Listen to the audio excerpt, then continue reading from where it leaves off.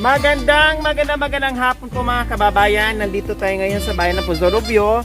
Dahil ika nga mga kababayan, lagi ko pong sinasabi, no, yung ating mga nagme-message, araw-araw ang dami po nagme-message sa mga ang dami pong nagme-message sa Facebook page natin mga kababayan.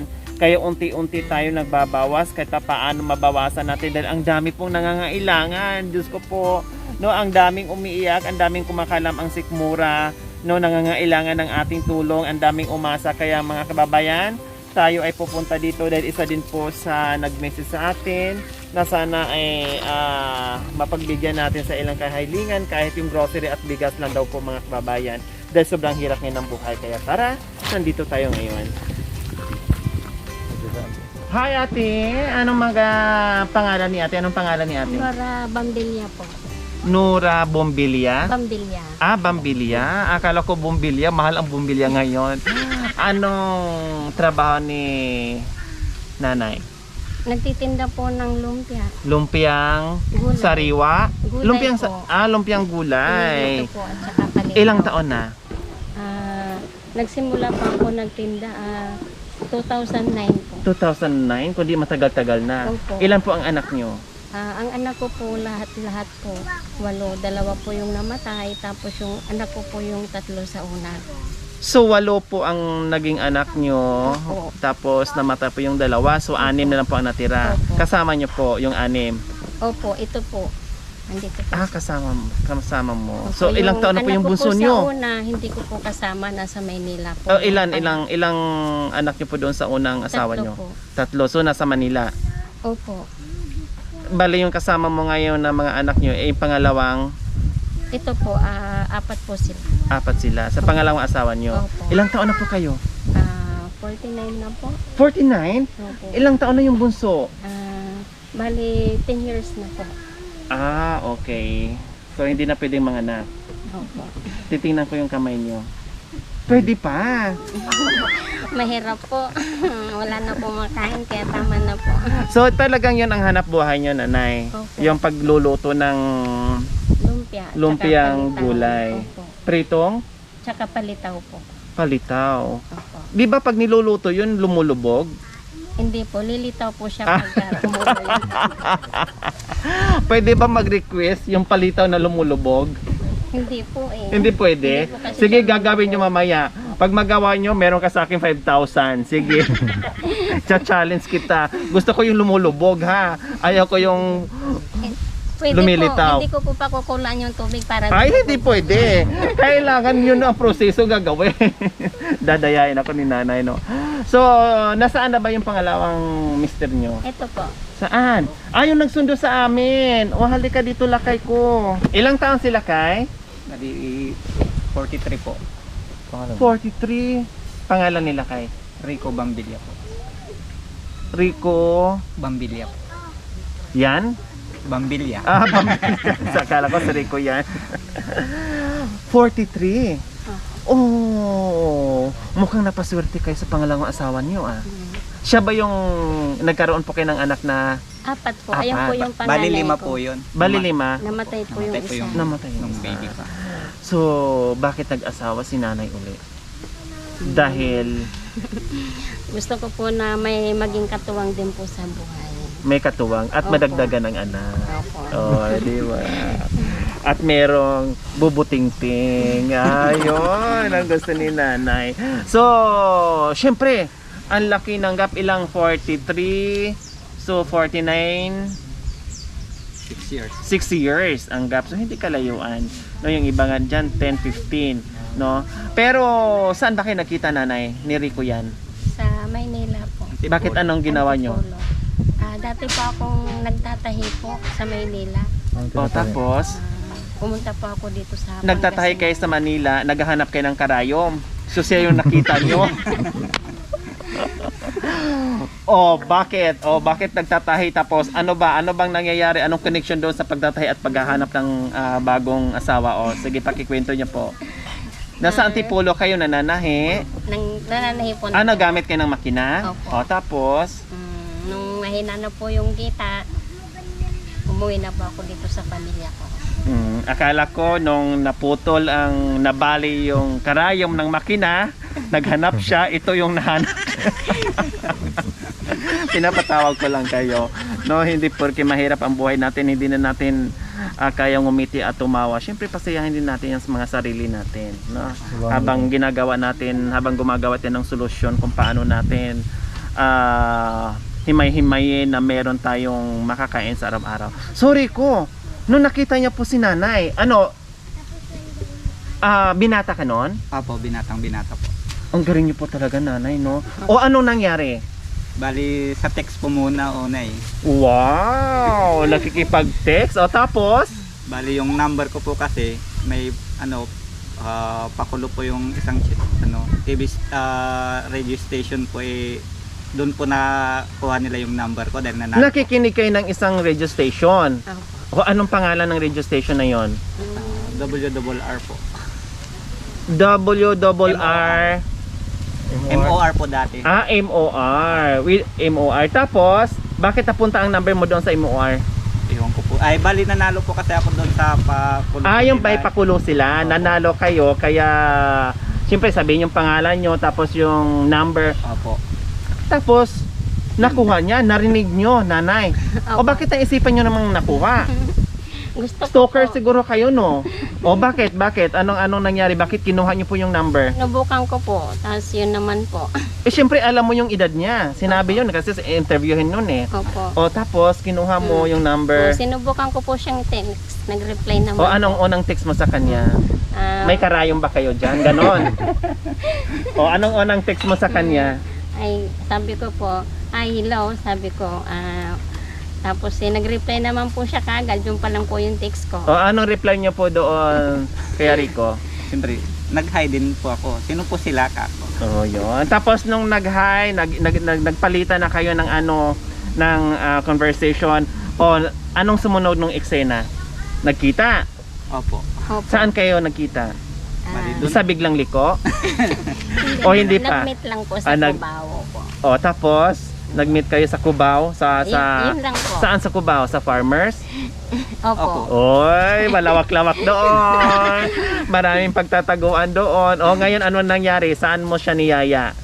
Wala pa po, pero matagal pa po kaming bago Naging kayo. Naging kaibigan muna. Opo. Naging kaibigan. Pero after noon na naging kaibigan kayo, syempre formal niligawan mo siya, parang ganon.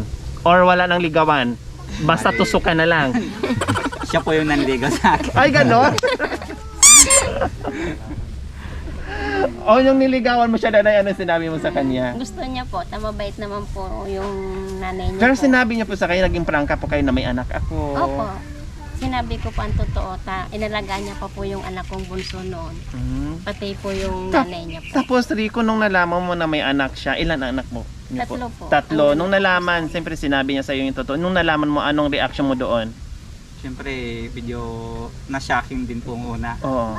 Pero sa akin naman, hindi naman po porque may anak eh. Basta hindi ko lang, basta naramdaman ko na lang po na talagang gusto ko rin po siya eh. Pero nung unang meet niyo, is parang nakaramdam ka ba ng fall? Parang ganon? Na nahuhulog ka na ba? Or mayroon ka ng... Hindi pa naman po. Hindi pa. O sige, sinagot mo na siya. Nag-oo kayo.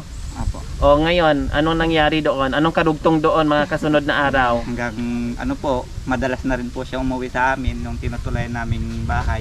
Siya na po talaga. O syempre, pupunta sa amin. ipakilala mo siya sa mga magulang mo. Opo. O ano ngayon ang pakilala mo sa mga magulang mo? At anong sinabi niya? Siyempre, at sabihin mo rin na ito si asawa ko, may dating asawa na, may anak. O ano, anong sinabi mo doon sa magulang mo? Yun nga po, pinakilala ko nga po sa kanya talaga na ganun po talaga yung past niya. Tanggap. Tanggap po, Ayun. mabait po ang magulang po. At saka bukod doon, kahit 10 anak ni nanay, kung nagkakaintindihan naman kayo, minahal yung isa't isa, wala silang pakialam. Kasi hindi naman si nanay ang nakikisama eh. Kayong dalawa ang magsasama. O, di ba? Okay. Tapos anong hanap buhay nyo ngayon mag-asawa? Bali, Bukod doon sa lumpiang gulay na nilalako, kayo anong tinutulong nyo dito para kay nanay? magkatuwang na lang din po kaming gumagawa Ay ng- talagang yun na yung business nyo, paggagawa ng lumpiang gulay. Pero So dati- saan yun? Nasa loob po ng bahay. Tika, bago tayo mag-umpisa, request ko lang, pakitanggal sa mask ni Rico yan. Kung talagang si Rico yan. Teka, mamaya, bakit napili ni nanay at bakit napaibig si nanay muli? Oh. Pag-ibig na kaya ito ang tanong ng puso ko. Wow! Smile naman dyan. Yun ang hindi pwede. Hindi smile naman. Nakashocking po. Hindi. Hindi. Yan. Hindi, magbutak pa na. Smile. Yun. O, di ba? Talagang gwapo naman talaga. At hindi pagsisihan yung pinili mong pangalawang asawa. At bukod doon sa gwapo, mabait. At tanggap ka bilang ikaw. Yun, di ba, Rico? So, thank you. Kahit paano napasaya mo si nanay at nagbuo pa kayo ng pamilya at hindi ka nag-alinlangan, talagang tinanggap yung pagkatao ni nanay. Okay, punta tayo sa kusina at titinan ko yung paninda nyo, ha? Okay, let's go. So ito mga kababayan, yung paninda ni nanay, ayan, lumpiang gulay. Ay, tama ba? Lumpiang gulay. So ayan po, naka-prepare na. Bakit may kulay yellow? Ito po, may luto na po. Pwede ako. So ayan mga kababayan, no? Kung sa bahay lang ito, wala na akong gloves eh. Kaya lang, syempre, kasi maghugas na ako ng kamay, ayos na. Anong maghanap buhay sa pang-araw-araw, talagang kulang po sa dami ko din pong anak. So, ayan nanay. No, so, ito, ano na yan? Bakit may kulay nanay? Yung wrapper po nila dito sa Rubio puti ay yellow. Ay, talagang may kulay. Opo, may kulay. So, ayan, no, nakalagay na siya, tapos i-roll mo lang siya ng ganyan. Ay, ano? Dublihin? Opo. Ito talaga ang ano niya. So, ganyan lang siya, Tapos nakaroll. i-fold nyo po dito sa dulo. Itong dulo. Itong dulo. So, ayan na, ang taba naman ito. Babasain nyo na po. Ay, babasain pa! Po yung pinagano po. Okay. So, ito, basa. Para dito. So, ayan. And then, lagay dyan. So, diba? So, isa pa. So, gaano kadami? Tansya lang. Ayan. Kulang. Ay, kulang dagdagan pa. nyo lang po. Ng konti. Tapos, wala siyang ano? Fresh lang yan? Walang timpla, nanay? May timpla po yun. May timpla na siya. Nakababad na po sa salita. Okay. So, Tapos, ganyan lang. Kasawsaw po. Pag na-prito na po, sawsaw nyo po sa suka.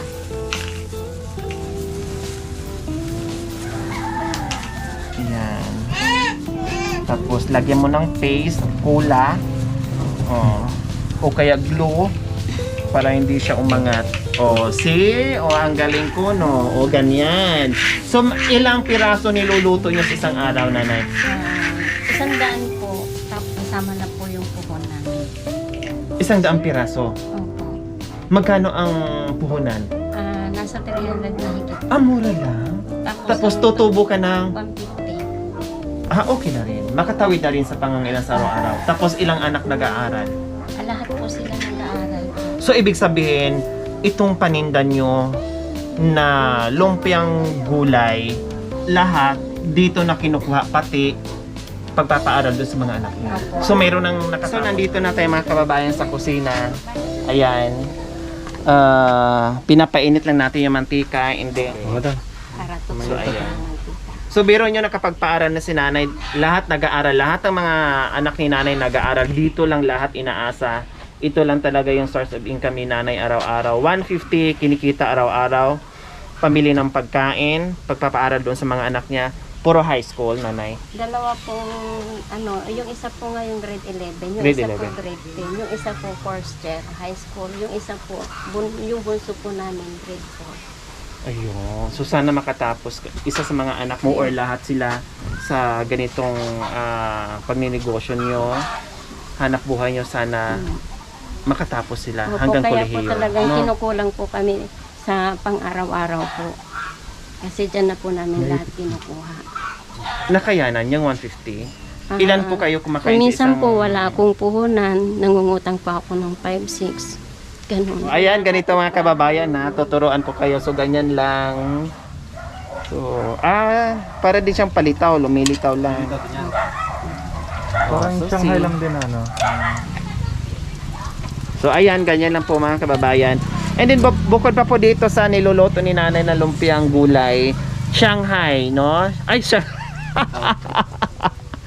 bukod pa po dito sa ginagawa ni nanay na Shanghai, gulay, lumpiang gulay, gumagawa din po siya ng palitaw.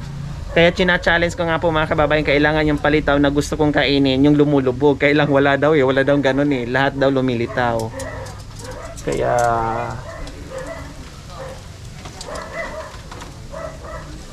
at saka masarap ito, no? Kasi lalong sasarap yung niluluto mo dahil ang gamit ay kahoy. O kasi ganito din po ang niluluto, ginagamit namin. O ito na po 'yon. So titikman natin. So magkano naman Kuya Rico yung isang ganire?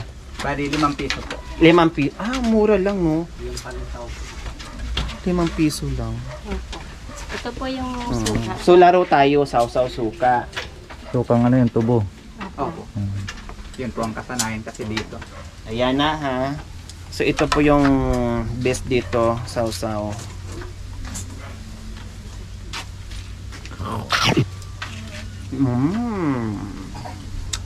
Mapapayakap ka ni Kuya Rico pag kinain mo.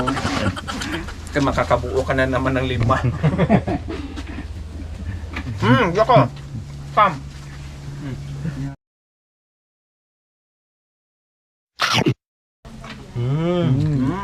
Sarap to. Sarap. Kaya pa napasagot ni ate si ano, Kasi siguro pag nilulutuan siya, sarap na sarap sa luto ni nanay. Yung gawa kong palitaw. Tikman niyo po yung palitaw. Sure. Hindi ko lang titikman nanay. Kakain talaga ako kasi totoong gutom ako. Parang po. Lahat na. Isang suban, madam. Sarap.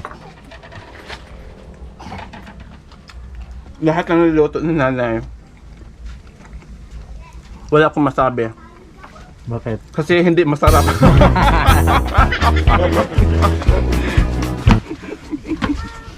Joke lang po. Hindi na nga ako makapagsalita eh. Dahil sobrang sarap. Siyempre, ito nga yung hanap buhay niya eh. Kabisado na yung ginagawa niya.